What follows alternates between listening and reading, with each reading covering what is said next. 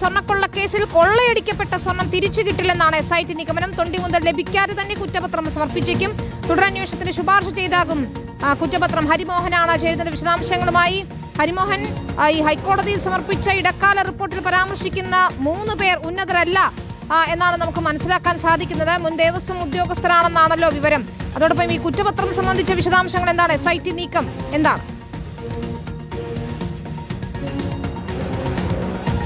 വിനിത, തീർച്ചയായിട്ടും മുൻ ദേവസ്വം ബോർഡ് ഉദ്യോഗസ്ഥർ തന്നെയാണ് ഈ പറയുന്ന 3 പേർ. അതായത് പുതുതായി ആരും പ്രതിപട്ടികയിലേക്ക് വരില്ല. നിലവിൽ ഈ ദ്വാരപാലക പാളികളിലെ സ്വർണം കവർന്ന കേസിലും കട്ടിളപ്പാളി കേസിലും പ്രതിപട്ടികയിലുള്ള 3 പേർ തന്നെയാണ് ഈ പറയുന്ന ഹൈക്കോടതിയുടെ ഉത്തരവിൽ പരാമർശിച്ചിരിക്കുന്ന 3 പേർ. അതായത് മുൻ ദേവസ്വം ബോർഡ് ഉദ്യോഗസ്ഥർ. അവരെ ഇതുവരെ അറസ്റ്റ് ചെയ്തിട്ടില്ല. അവരുടെ പങ്ക് പരിശോധിച്ചുകൊണ്ടിരിക്കുകയായിരുന്നു.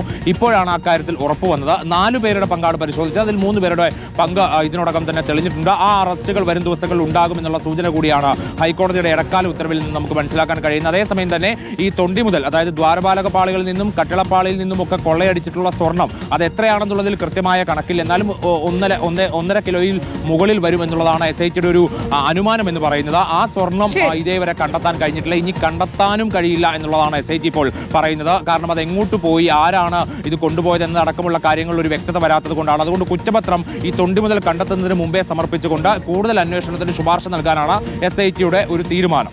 വിനീത, ശരി, ഹരിമോഹനാണ് വിശദാംശങ്ങൾ നൽകി.